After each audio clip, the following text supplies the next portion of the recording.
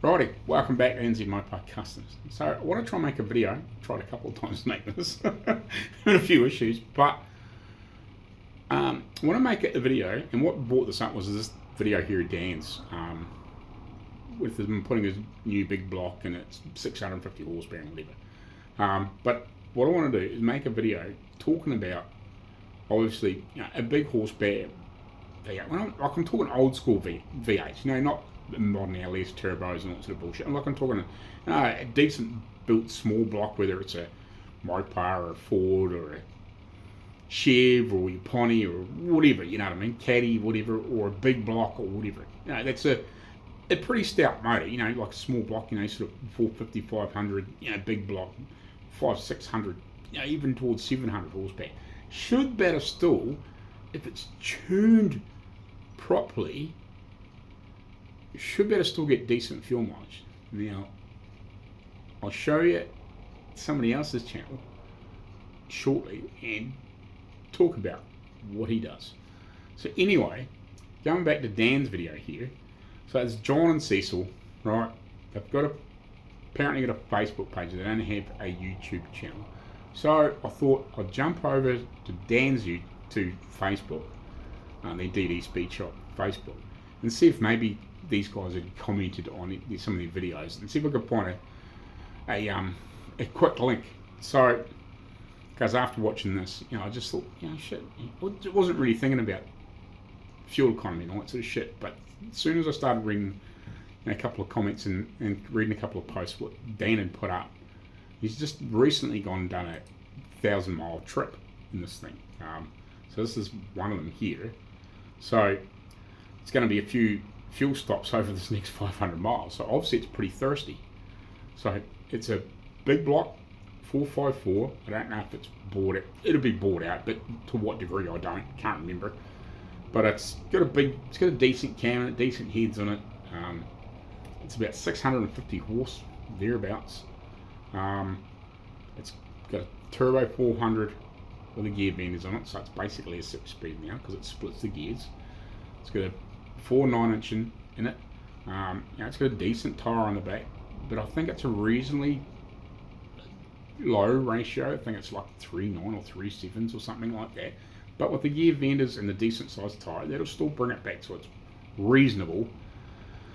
But here's Brian Winters, and he's got quite a good YouTube channel, and he's got a very similar 55 Chev big block, whatever. I'm not sure whether he's got an overdrive trans in it or not, but he was saying, 5 to maybe 6 MPG is the best that he can get out of his. Ask me how I know. And I said, is your distributor locked out? Because I remember watching these other videos that I'm going to go to in a minute. And I sent him a couple of links to some videos, and I said, go check them out. Now this will surprise you, right? So this is a big block Mopar and a Dodge Charger, a couple of them. And I know he's actually got more than 2. He's got 3 or 4 plus other cars as well. But anyway, this is Chris Birdsong from Junker Up. He's got a freaking really good YouTube channel. He hasn't got a lot of subscribers, but if you know General Mayhem and obviously David Freiberger and Mike Finnegan, he rebuilt that body after it got butchered when they put that Hellcat in it. And when David put it back to a 440, Chris rebuilt the body, did all the fucking metal work and everything to it to fix it after it got fucking absolutely butchered. But anyway, on his videos, he's got a video a couple of months back on his General Lee.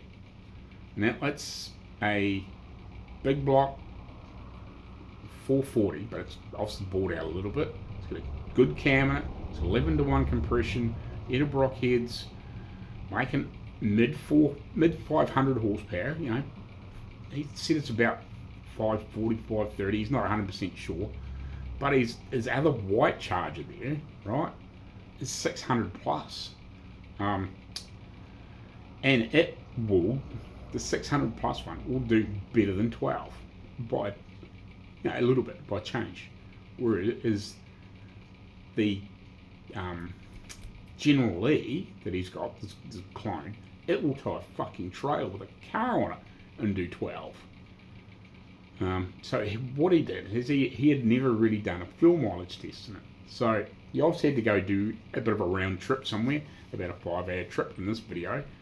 He tops her up before he leaves, drives to the destination, does about 110 miles, calculates it out. It's a gentle uphill pull all the way. So just as a kind of a reference, if you look in New Zealand, I'm right in the bottom. Invercargill's the city that's near me, which Hombre Garage. So a bit further north, a couple of hours further north, is a place called Queenstown, which is a huge tourist town in New Zealand.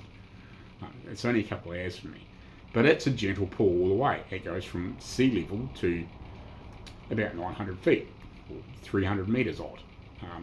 So it's a gentle pull. So I'm assuming this is a similar situation where it's not a big grind, but it's a gentle pull all the way. And something like that. So he did better than 16 on the way there, and on the way home, he I think he sort of what we would call around the mountain. So it's obviously did a bit of a loop, didn't come back exactly the same way, slightly shorter trip, but about 90 odd miles instead of 110. Somewhere around about there. Sort of 10 to 15, maybe 20 miles shorter sort of type thing on his way back. But it did 22 and change on the way back, so averaged out about 19 miles to the gallon. But his trick is he's still running a vacuum advanced distributor. So yeah, his vacuum advanced distributor, your friend, stop disconnecting. So I think if you're going to run a decent horsepower motor and you want to drive the fucking thing on the road, stop buying those bullet distributors that you can lock out. Run a vacuum advance.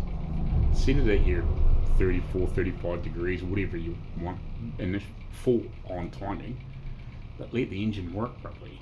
Put a decent vacuum gauge on it when you go for a drive. Put one of those fuel mileage, not fuel, yeah, fuel ratio gauge in it as well. Like, you get a decent one of them and tune it from there.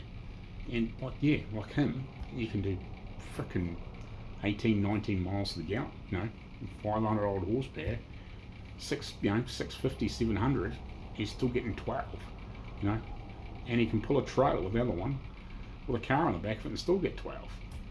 That's damn sight better than poor old Brian's big block Chev, from 55 that's 25 or 6, and then I bet you he's got a locked out distributor, because it's like I know from mates and building cars and stuff over the years, everybody goes, oh yeah, frickin' I'm going to get this bullet distributor and I'm going to lock it out, take the mechanical advance at it and we'll lock her out and we'll set it at frickin' 30 odd degrees or whatever, frickin' punch hard, frickin' off the line and whatever, you're going to do a bit of drag racing, but then when they go to do a frickin' drive a 3 or 4 hours somewhere, the fucking thing drinks fuel like nobody's business. Like, I even had a mate in Australia, like a fairly stock 351 and a 77 Ford, but it would, once he got that tune right and got the carb set right, the fucking thing would do 800 k's to a tank. That's a 4 or 5 plus hour drive, no problems at all, one way and then back again. Like he constantly, once he got it tuned up, he's like, holy shit, man, I can drive all the way to, when we were living in Tasmania, you can drive basically from the top of Tasmania down to Hobart and back on a tank in this freaking dirty old V8. Whereas it wasn't getting anywhere near that beforehand. So yeah, I think the mechanical advanced locked out distributor, I think if you're going to street drive your big block, small block, whether it's a Ford or a Chev or a frickin' Mopar or a Caddy or whatever,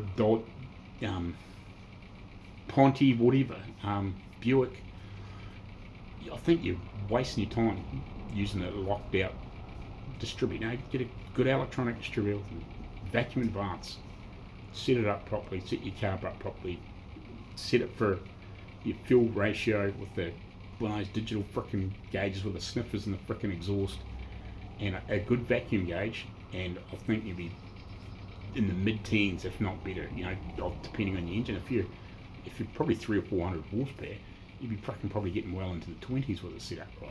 But yeah, you know, still carb, whatever. But go watch Chris's 2 videos. One's not 9 months ago, and he's actually got a video a bit before that too, which is a similar subject.